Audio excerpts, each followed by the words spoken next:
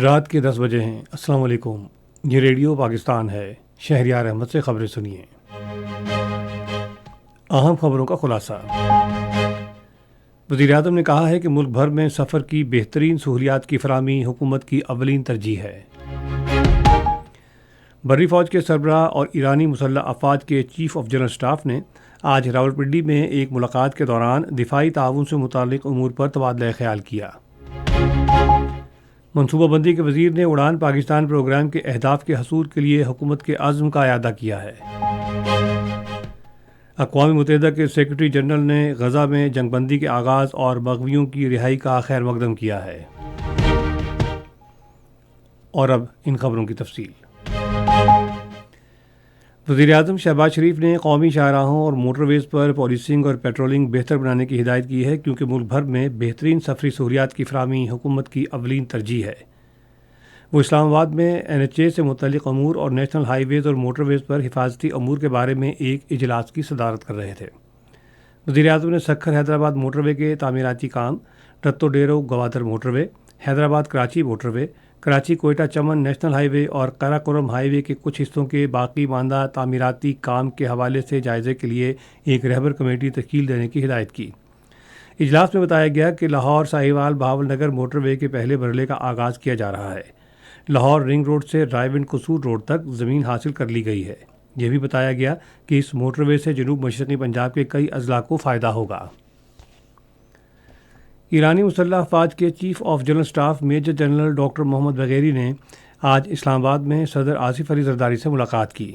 ملاقات کے دوران دونوں رہنماؤں نے پاکستان اور ایران کے درمیان دیرینہ اور برادرانہ تعلقات کو اجاگر کیا اور ان کے باہمی فائدے کے لیے تجارتی اور معاشی تعلقات بڑھانے کی ضرورت پر زور دیا۔ ملاقات میں اس بات کو بھی اجاگر کیا گیا کہ دہشت گردی ایک مشترکہ مسئلہ ہے اور اس چیلنج سے نمٹنے کے لیے دونوں ملکوں کو مؤثر اور ٹھوس اقدامات کرنے کی ضرورت ہے۔ ایرانی مسلح افواج کے چیف آف جنرل اسٹاف نے غزہ اور لبنان پر پاکستان کے موقف کو سراہا۔ ایرانی مسلح افواج کے chief of general staff major general Muhammad Bagheri نے آج راولپنڈی میں بحری فوج کے سربراہ جنرل سید عاصم منیر سے بھی ملاقات کی۔ ملاقات میں دونوں فریقین نے علاقائی سلامتی کی موجودہ صورتحال اور دو طرفہ دفاعی تعاون پر تبادلہ خیال کیا۔ میجر جنرل محمد بغیری نے وہاں پہنچنے پر پاکستانی شہداء کو خراج عقیدت پیش کرنے کے لیے یادگار شہداء پر پھولوں کی چادر چڑھائی۔ ان کا پرتپاک استقبال کیا گیا اور پاک فوج کے چاق و چوبند دستے نے انہیں گارڈ آف آنر پیش کیا۔ منصوبہ بندی کے وزیر احسن اقبال نے اڑان پاکستان کے اہداف کے حصول کے لیے تمام دستیاب وسائل کو بروئے کار لانے کے حکومت کے عزم کا اعادہ کیا ہے۔